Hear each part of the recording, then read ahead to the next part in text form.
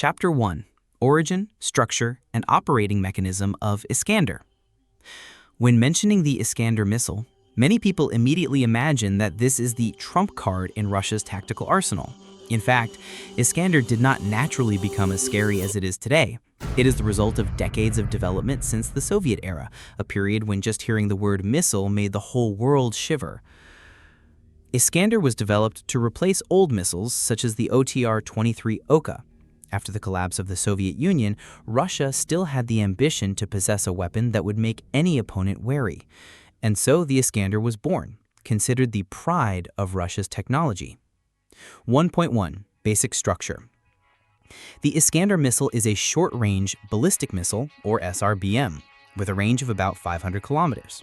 This number sounds modest compared to the big guys like intercontinental ballistic missiles, or ICBM, but because it is short, the Iskander has many powers that make modern Western defense systems have headaches. An Iskander weighs up to 3.8 tons, is about 7.3 meters long, and has a diameter of 0.92 meters.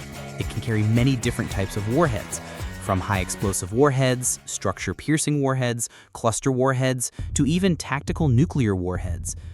This is the reason why the Iskander is likened to a multi-purpose dagger in Russia's hands. It can slash, stab, or cut the whole table at will. 1.2 Operating Mechanism. The interesting point of the Iskander lies in the way it flies. If you think that missiles fly in a gentle parabolic curve, the Iskander will surprise you. After launch, it can fly in many different trajectories, constantly changing direction and even lowering its altitude to avoid radar. Simply put, if you imagine shooting a ball straight into the basket, the Iskander is like a basketball player running zigzag while throwing the ball. Who can guess? 1.3 Comparison with other types of missiles. Compared to the Patriot, Patriot is praised as a state-of-the-art missile defense system. However, Patriot likes to catch the ball on a predictable flight path. Meanwhile, the Iskander changes its flight path continuously, like a super dribbler. As a result, the Patriot often misses the ball.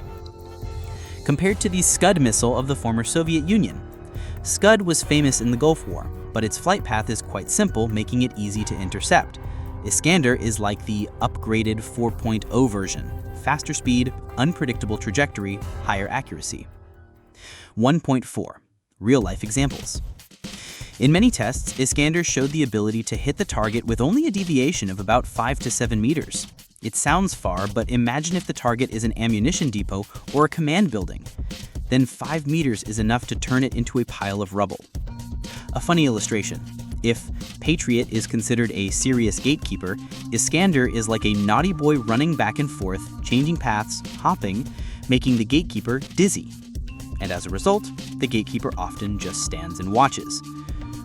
1.5 Why was Iskander born? Russia developed Iskander not just to have a powerful weapon. They need a strategic tool to balance power with NATO. When NATO deployed its missile shield system in Europe, Russia immediately needed a card that was unpredictable enough to penetrate. And so, the Iskander was launched as a declaration. You have the shield, I have the spear that knows how to dodge. Thus, in Chapter 1, we saw that the Iskander is not just an ordinary missile, but the crystallization of history, technology, and military thinking. It is both powerful and mischievous, causing any defense system a headache. Chapter 2: The Secrets of Iskander's Design and Operational Tactics.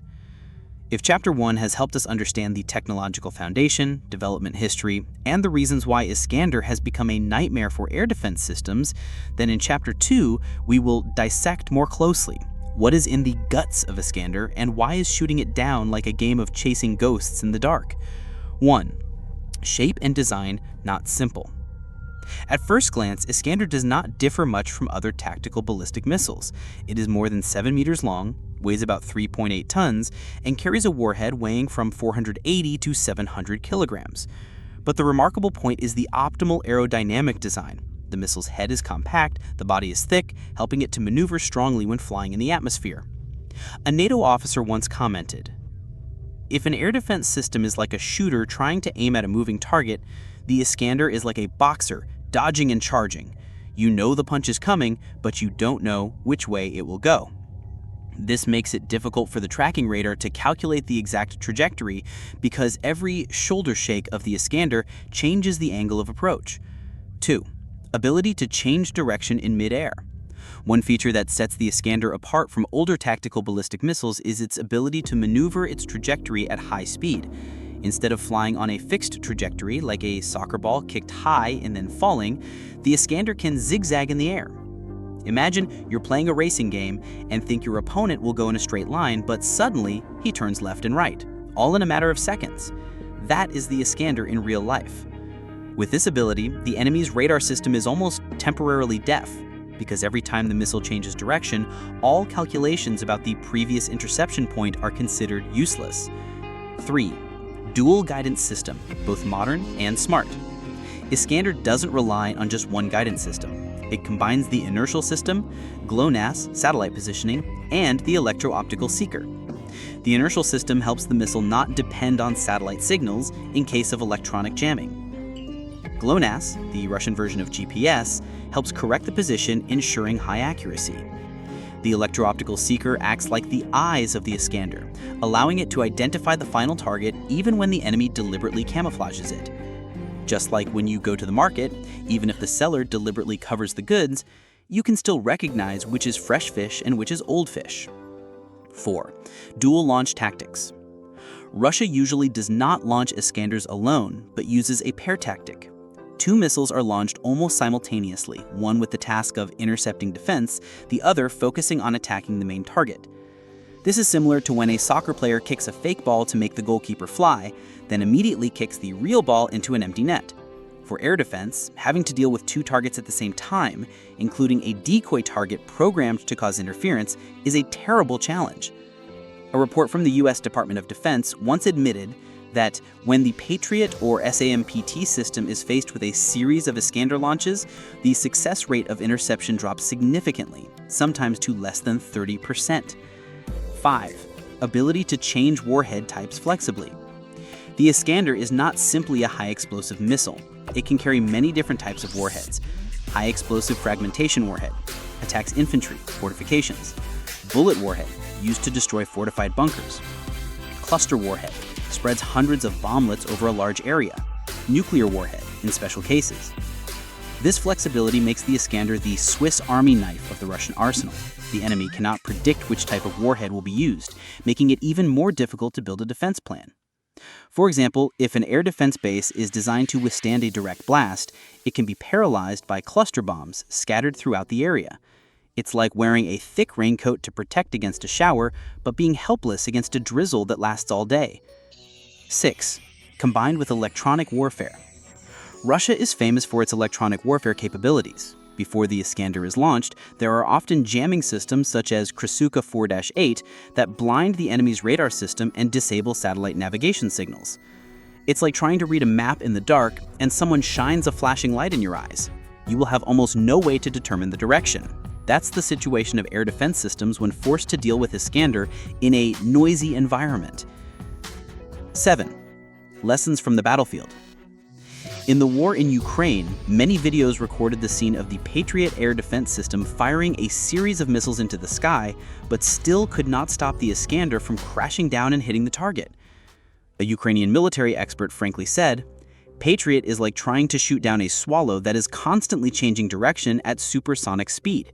It is possible in theory, but in practice, it is too difficult." This failure raises the question, is spending billions of dollars on a defense system really worth it, when just a few $1 million of Iskander can penetrate it? 8. Funny but worth thinking about. A Western journalist once wrote sarcastically, "If air defense systems are Hollywood cowboys with pistols in their hands, then Iskander is the alien in science fiction movies, fast-moving, unpredictable, and almost immune to bullets." It sounds exaggerated, but the reality on the battlefield reflects that Iskander is not just a weapon, it's a strategy, a message that Russia can attack without fear of being easily stopped. Chapter 3: Strategic Significance and Global Impact of Iskander Missile. If in the previous two chapters we analyzed why Iskander missiles are increasingly difficult to intercept, then in this final chapter, let's delve into the impacts of this weapon on the current war situation, regional security, and international order. This is also a summary and expansion, like a journalist analyzing not only the event, but also the echoes of the event in the long term. 1. Changes in the balance of military power. For decades, the US and NATO have always been confident in their multi-layered missile defense system, but the appearance of Iskander is like a table turning in the strategic game. Imagine a chess game. NATO still thinks it has the strongest queen, but Russia quietly sends out an Iskander knight, breaking the game. Not only is the Iskander difficult to intercept, it can also carry many types of warheads, from high explosive, bunker-piercing, to tactical nuclear warheads. This forces Russia's neighboring countries, especially those in Eastern Europe, to live in a state of strategic insomnia. A NATO military base can be blown away in just a few minutes without any time to react. 2. The headache for NATO and the US defense. It is no coincidence that Washington and Brussels are constantly discussing expanding the defense system in Poland, Romania, or the Baltic countries. But the problem lies in this. The cost of upgrading defense against an Iskander is always many times greater than the cost Russia spends to produce an Iskander. For example, an Iskander missile costs an estimated several million US dollars, but to successfully intercept it, NATO must fire at least 2 to 3 interceptors, each worth tens of millions of US dollars. This is a losing game that experts jokingly call NATO shooting money into the air while Russia shoots steel into the ground. 3. Impact on the war in Ukraine. During the war in Ukraine, Iskander has been used to attack many important targets, weapons depots, military infrastructure, and even command centers. This causes Ukraine's air defenses to be constantly overloaded. A typical example: there were nights that Kiev had to activate dozens of air defense systems to intercept a series of Russian missiles. But if just one Iskander got through, the consequences would be dire. Many experts compared the situation to running in a minefield. You can dodge 9, but if just one hits, everything is ruined. In addition, Russia's increasingly frequent deployment of the Iskander shows that they want to use this weapon as a type of psychological warfare. Ukrainians are haunted by the mere mention of the word Iskander, like a siren ringing continuously in the middle of the night. 4. The new arms race. When a game-changing weapon appears, it is inevitable that other parties will find ways to respond. The US and its allies are rushing to develop a new generation of defense systems, including laser technology and directed energy weapons. But these technologies are still in the testing phase, while the Iskander is in the hands of Russia and is being deployed in combat. It's like a running race. Russia has run 10 laps while the US and NATO are still tying their shoelaces.